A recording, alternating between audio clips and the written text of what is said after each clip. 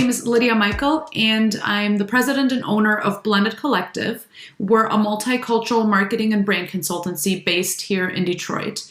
And so today I'm here to talk to you about brand love, connecting with brands the same way we connect with people.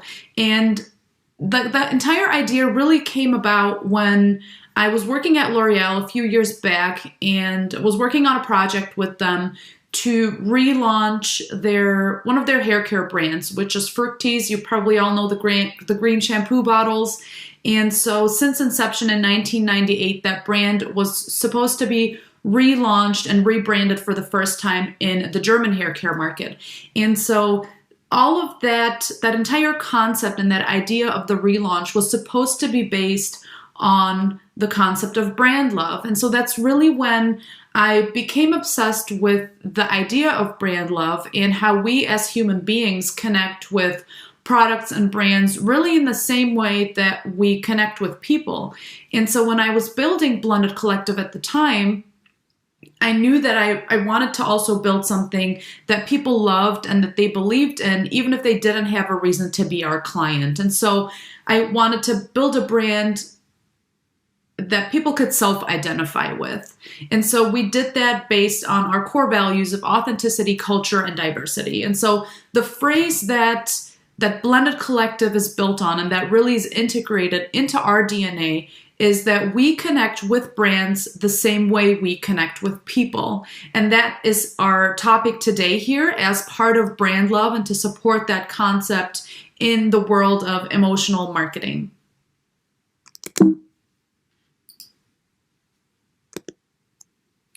So we've seen a lot of research, and we see that research shows successful brands focus on emotions. And those are, of course, not the only factors that make a brand successful, but it's definitely one of the stronger ones.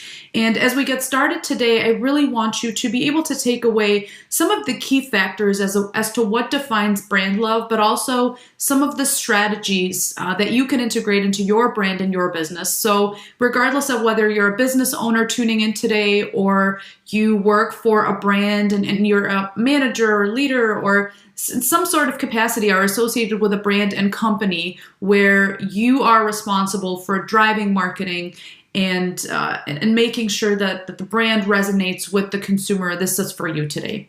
So when we think about strong brands, popular brands come to mind, of course. Brands like Apple, Starbucks, Google, Coca-Cola. I mean, all of those are strong emotional brands, and strong emotional brands are typically what drive business.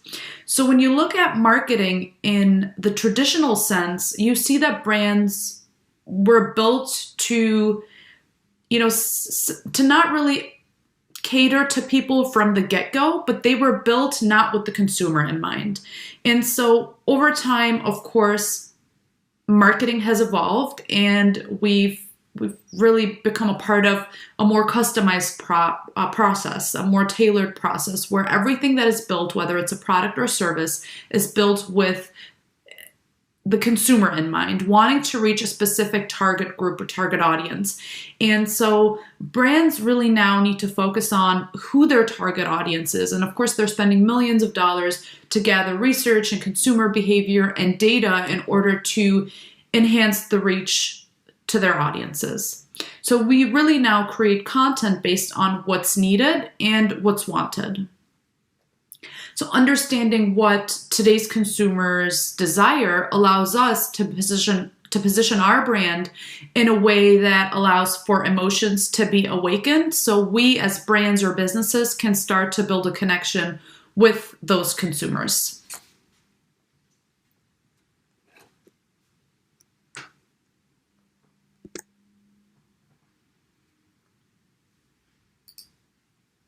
So today we want to talk about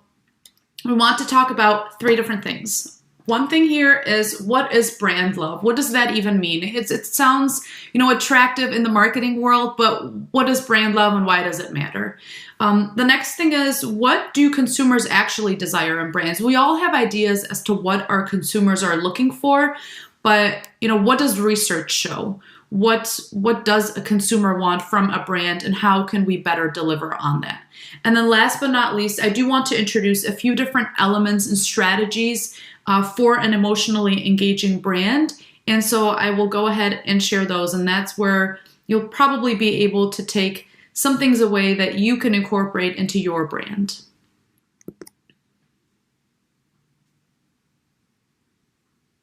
So what is brand love?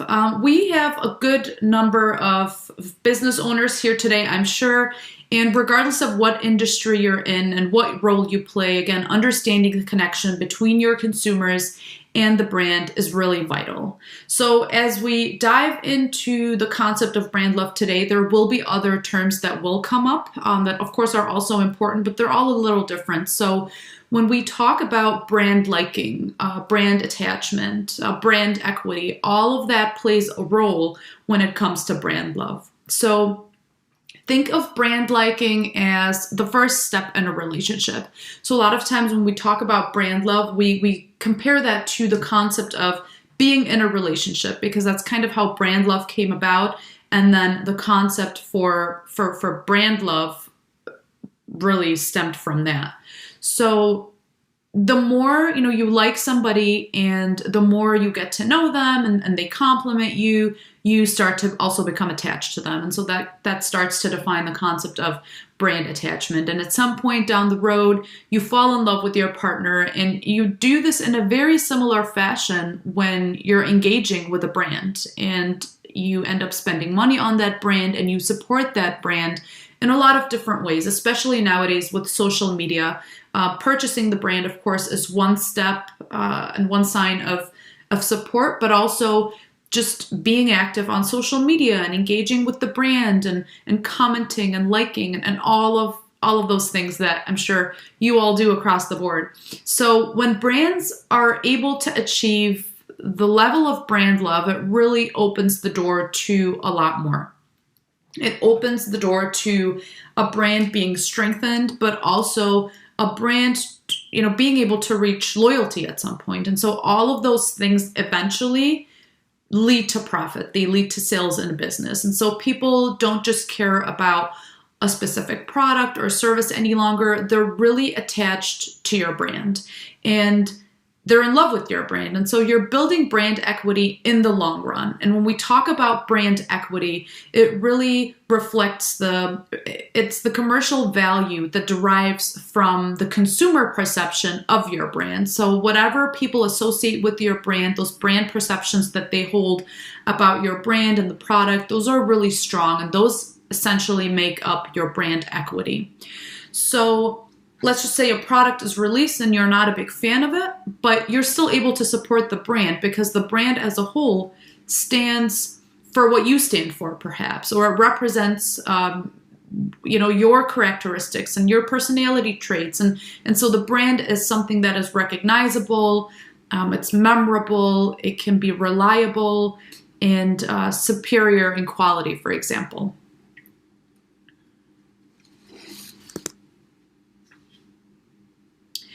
So I won't share too much academia and research here today, but this is a really important concept to talk a little bit about where brand love actually comes from. And so in 1986, this triangular love theory came about by a psychologist named Robert Sternberg. And he talked about how love is actually made up of these three components that you see here.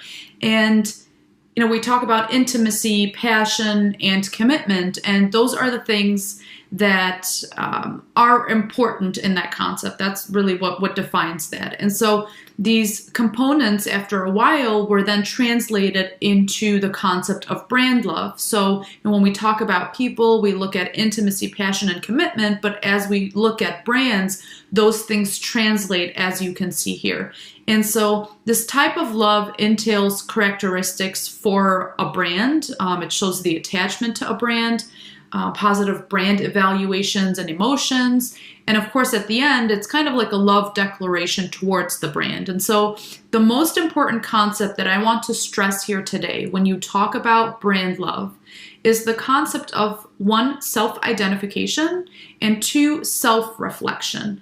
And so without the concept of one of these two, you really don't have brand love, and you can't really talk about being in that world of brand love, because a lot of times, again, not to be confused with brand liking and brand attachment. To give you a really good example, let's just take Head and Shoulders. And so Head and Shoulders is a Procter & Gamble brand, and it's an excellent example because it is a very well-performing brand. It's a successful product among its consumer base, reflected by the tagline, "The world leaders in dandruff and scalp care." However, it's really far from being a love brand, a consumer love brand, simply because it misses the sense of self-identification on the consumer's end. And so based on this, it's really safe to say that when we talk about brand loyalty, it is not only a consequence of brand love. There can certainly be other factors that makes consumers develop loyalty towards your brand. It's not just brand love. And so, but in order for brand love to develop, there are certain things that do need to be in place. And again, that's self-identification, self-reflection, that is good customer service, having good quality. And those are things that can't really be compromised in order, for that to develop. And so this also, though, results in the willingness of consumers being willing to buy products and goods at a higher cost, because if they didn't buy a product that they were in love with, it could relinquishing that purchase ideally would then lead to emotional distress. So think of being in love with somebody or really liking somebody, and you want to spend time with them at all times. And so the one time that you're not able to do that, you feel a certain level of uncomfort or stress. And it's very similar when we're dealing with brands and products that we really, really like. And so when we take a look here for brands, we see that intimacy translates into sympathy, passion translates into desire, and commitment pretty much stays consistent with just being commitment.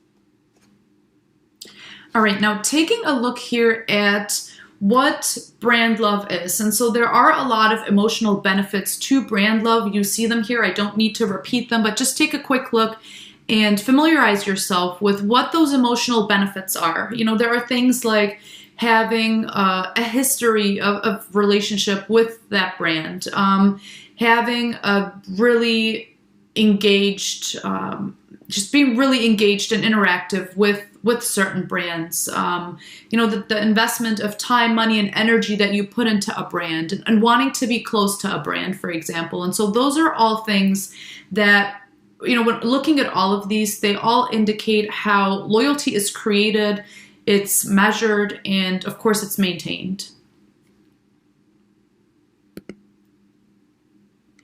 So these are some of the brands that people love. And of course, there are a lot more, and they're constantly changing and evolving. But taking a look at these, I think most of you are probably familiar with all of them. And so when we shared a question back on our social media, this is a while back when we first did one of these workshops, we wanted to understand from our followers and our audience as to what brand they were in love with and what brand they would not replace no matter what. And so there was one consumer or one follower that shared Tide, which, by the way, is one of the most multicultural brands too in the market. That Tide, the detergent, is something that she would never ever replace with anything else, regardless of the price point. And guess why? It's because it reminded her of her grandmother, and it was a memory, and it evoked an emotion. This itself was enough for her to love the brand and to really show an immense amount of brand loyalty. And so it really shows us that brands actively evoke emotion to encourage use and brand love. So for example, I've also heard people compare stores like Target and Walmart and saying that, I don't care how much more money I have to spend at Target for my products. I just love the experience so much more. And so, people would walk into Walmart and buy something really quick so they can get out really quick. But Target, they explained as a space where they would walk in and they would browse around. Even if they didn't need anything, they didn't have to make any purchases, they would still end up buying stuff. And so it's also an experience that is highlighted in brand love. Again, it's not just a product that you're looking for, but what does it make you feel like? Does it make you feel good? Does it make you feel uncomfortable? And so, similarly here with some of the brands that I'm showing, with Airbnb, they, for example, represent inclusion. With one of their key statements that you belong anywhere. Whole Foods, for instance, reflects pureness and healthy choices, and it makes you feel good overall. And so this is how some of these brands are able to connect on an emotional level with their consumers.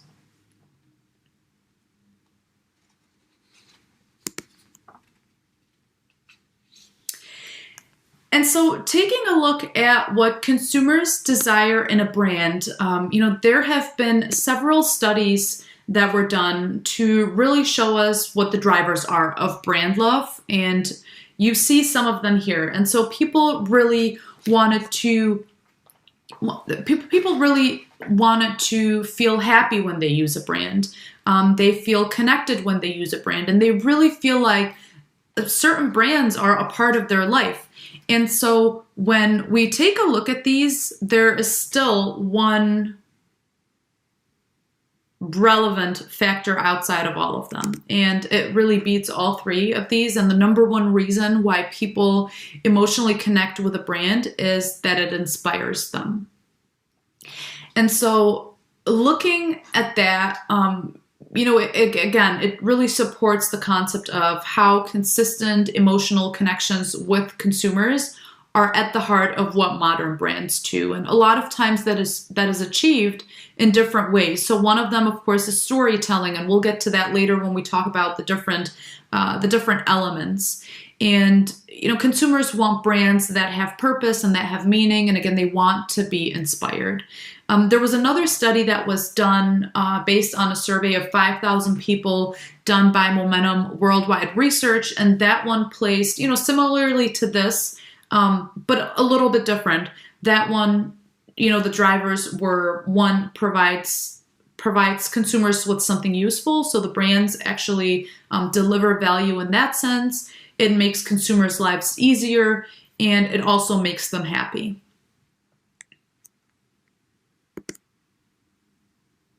And so taking a look here, we see, this is just one of the brands, but what consumers desire in a brand, one of the key things is purpose and meaning, and that's what drives consumer decisions.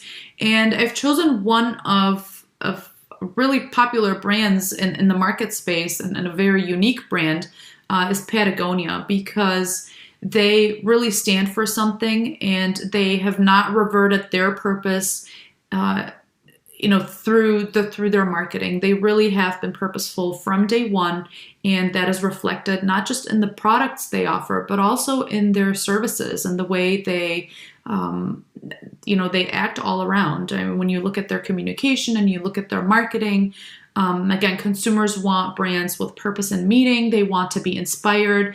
And so recently there was an article, I think it was Fast Company, that talked about how purpose is actually overrated.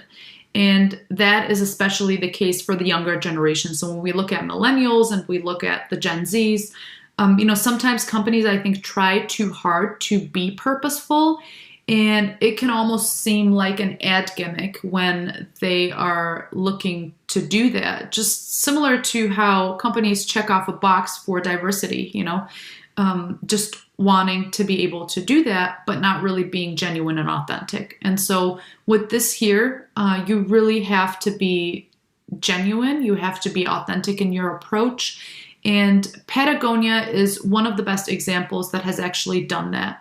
They have staked their entire reputation on being a brand that lives in its purpose. And so again, when you look at the company culture all the way to supporting, over thousands of grassroots environmental organizations around the world. And so they've been around for, since 1985, for almost 40 years. And so they've been donating 1% of sales to the preservation and restoration of natural environments, for instance. And so they really have a 3-stand mission statement where, one, they want to build the best products, they don't want to cause unnecessary harm in the environment, and they want to use their business to inspire and implement solutions to the environmental crisis. And so they've really done that, and that's informed through their entire marketing strategy.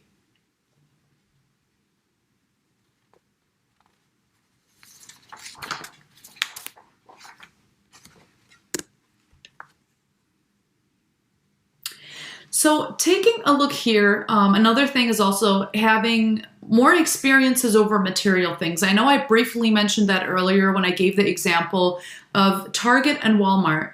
So, as a consumer, sometimes we value experiences a lot more than we value material things. And research has also shown that consumers actually enjoy sharing their experiences with other people, such as their families and their friends, a lot more than they enjoy sharing their material things.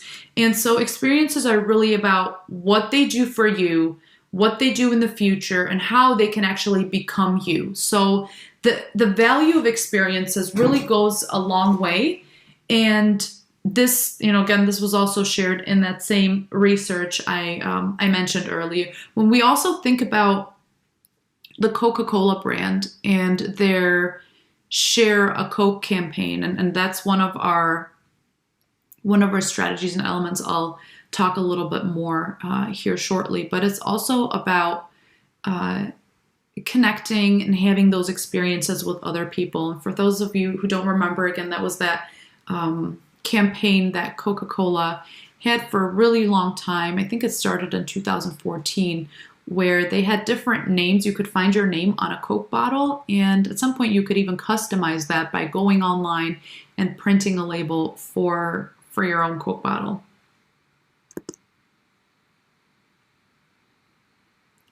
So we want to take a look at the different elements that you can use to help you build an emotionally engaging brand. So the first one here that we'll talk about today is being authentic and meaningful or purposeful.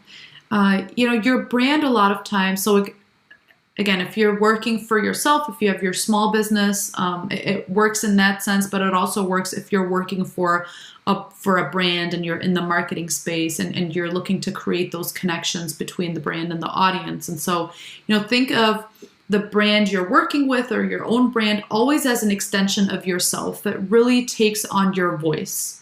So the important thing is to ask yourself who you are and what elements you want your brand to take on, because the brand is really everywhere. So when you go onto the website, you look on social media where people can find you online, or you simply just connect with people in person and you're handing them your business card. Those are all ways of wanting to be meaningful and authentic and doing that through all of those different efforts. And I like to emphasize the importance of building your brand in a very authentic way, because that is typically what resonates with others. And so people, especially now during, after the pandemic and during the global crisis of COVID-19, we see that people are looking for brands and companies who fit their lifestyles and what they believe. And so whether now we're looking at examples of, campaigns that are looking to be more just, whether that's in the cultural space or not, but as they promote their products and services, how can they really best reflect their company with, or their consumer base with their company. So sometimes we look at companies and they're not really a reflection of their consumer base. And so that's where we see campaigns actually failing. So how can you be authentic and purposeful and really make sure that you are built on purpose? And so what companies believe in practice has never been more important than in today's world. And so when that resonates with clients, it's important that also in your messaging and your communication, you're consistent. And so again, ask yourself, what does your brand stand for? How well are we communicating those values? Do we have to go back to the drawing board and maybe look at our pillars or our core values? How are we pushing out those core values and our purpose through our communication and marketing? Or is it something that's just living on our website and on our office wall and, it's not really connected in any way with our marketing strategy? And so, where do you see yourself in 5 years, in 10 years? Where does the organization stand? And so the brand discovery process is typically very crucial for maximizing the long-term success of your firm. And it doesn't just apply to brands that are being built now, that are in the brand development stage, but a lot of times also if your brand already exists. I mean, people rebrand and they go back to the drawing board and they really try to understand what is our current brand state and where do we want to be and how well have our efforts and our strategies helped us get there and deliver to our customers what we've intended to from the get-go. And so I think when you do all of that, you're really building a successful strategy to help accelerate your business growth, but also strengthen client loyalty.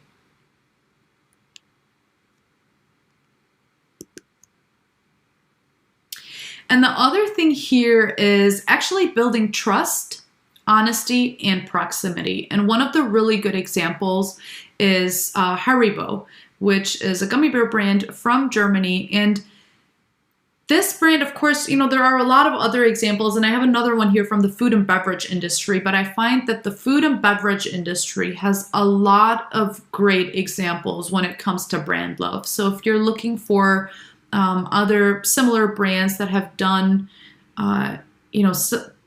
different types of campaigns like this that communicate the essence of brand love, feel free to look at those. I know Pringles is another one, and they do that in a lot of very interesting and engaging ways. So feel free. Also, if you have any brands that you think have done a really great job at brand love, we'd love to hear from you. And feel free to leave a comment below and share with us your favorite brands. So with this one here, building trust, proximity, and honesty are really important for this one because the key love equity factor here was really the trust factor, I would say, and then I'll get to the next two. But the brand clearly communicates on its website that they have been trusted as a brand. They've been trusted by their consumers for such a long time in terms of the product. And so the reason for them, that being the reason for them to offer this fan edition and putting the decision into the hands of the consumers. So what does this mean?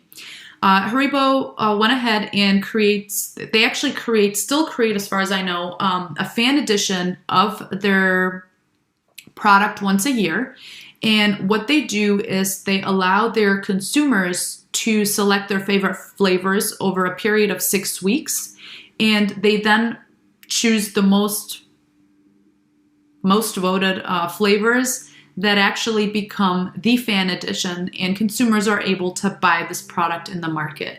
And so it really is it's a nice way of giving back as a brand and showing that, you've trusted us all these years, and we're going to return this trust to you and place it into your hand by giving you the power to choose your favorite flavors. And we're going to produce this and make it available for you on the market. I do believe it's a limited edition. It's only available for so long, but nevertheless, it's a really nice way to engage your consumers and also engage them online, right? So the voting process takes place online.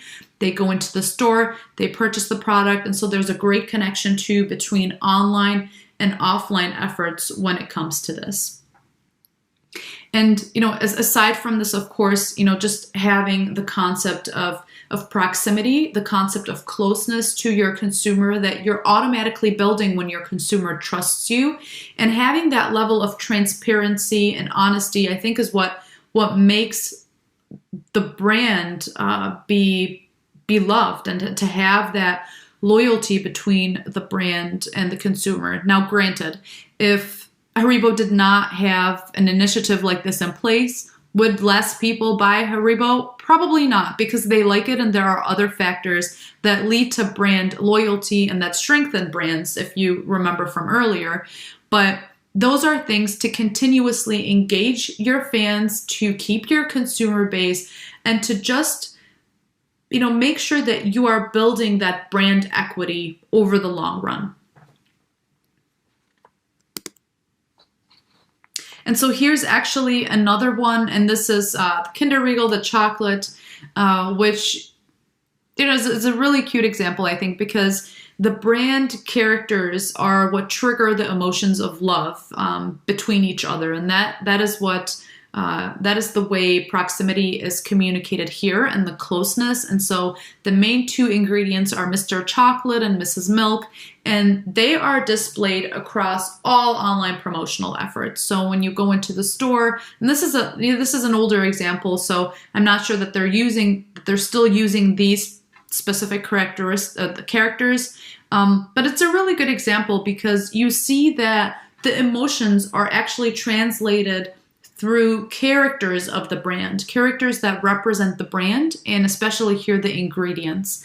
So the product is obviously, all chocolate, all milk, and so people are able to identify through storytelling, through emotions that are shared through these characters. And Lind here is another one with the emotions of the way they speak to you, and we're following more of a millennial language with this type of product where, sentences like nice to meet you translated into nice to sweet you and things like that. So those are really good examples. Again, in the food and beverage industry, you'll find plenty that you can go off of. And you don't actually have to be in the food and beverage industry in order to apply some of those successes, or even, looking at failures and what didn't work as well. You don't need to be in that same industry to do that. A lot of companies, a lot of industries look at companies outside of their industries to understand what has failed, what has succeeded, what are some of the elements that we are able to apply to our industry and to our brand. And so I definitely want to encourage you to not have that limited mindset where you're only looking at industry insights that relate to your brand and your business.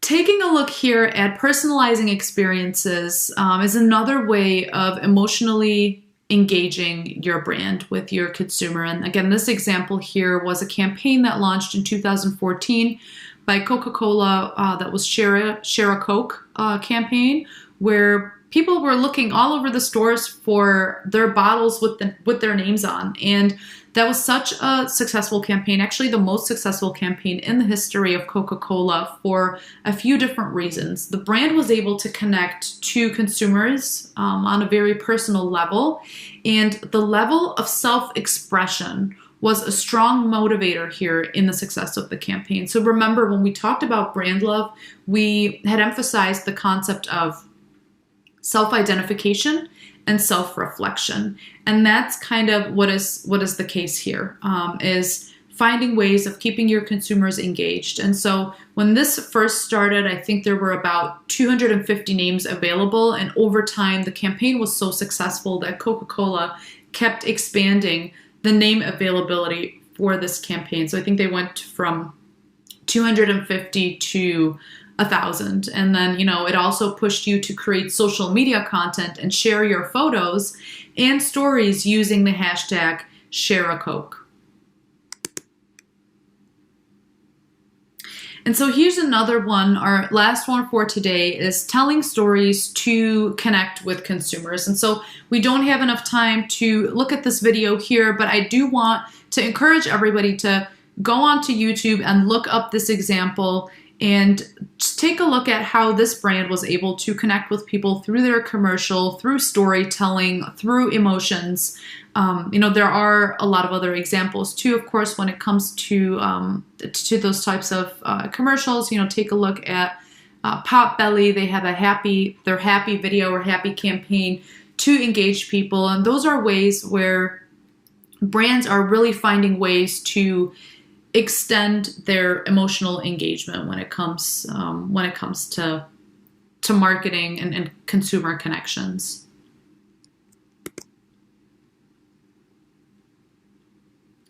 All right, well, I do want to give you a quick recap again of what we talked about today when we talk about brand love. And so if you remember, the key concept for brand love to develop and to lead to brand loyalty is typically self-identification and self-reflection.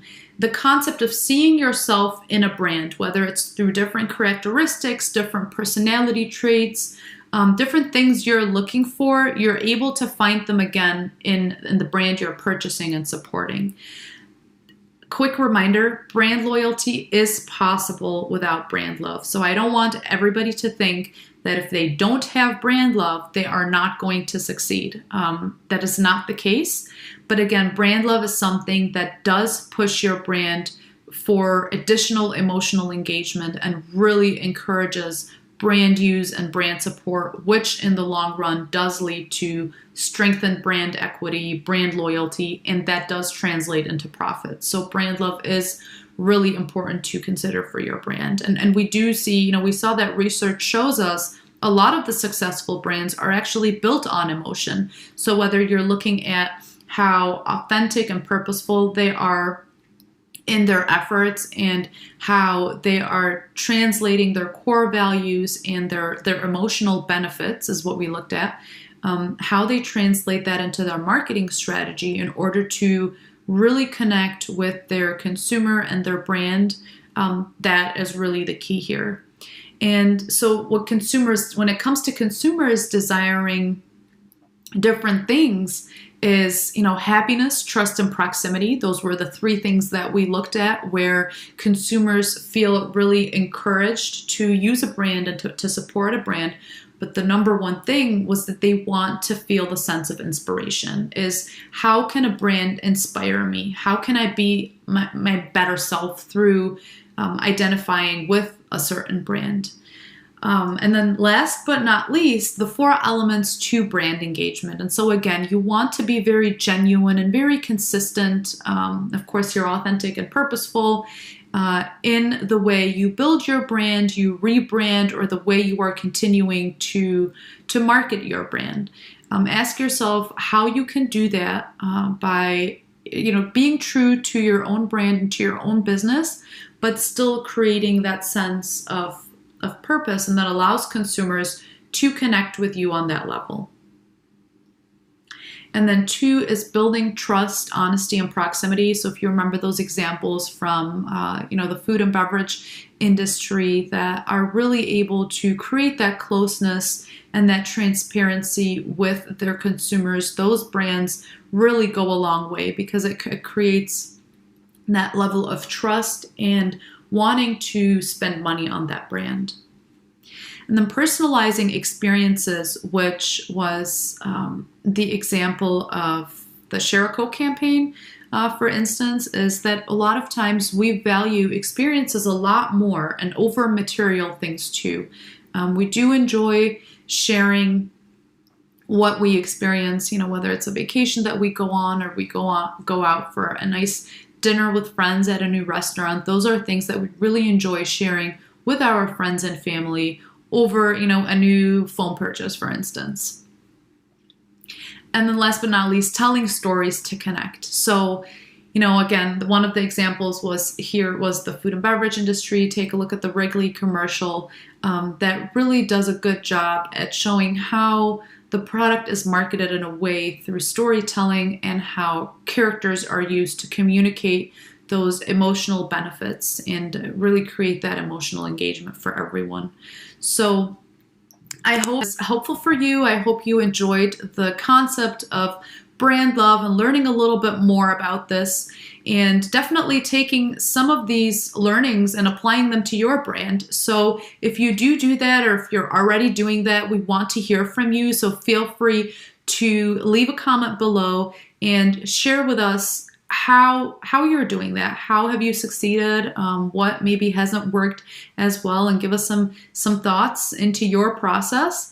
And don't forget, you can connect with us at blendedcollective.com, and feel free to reach out to us if you have any questions. Thank you again for joining.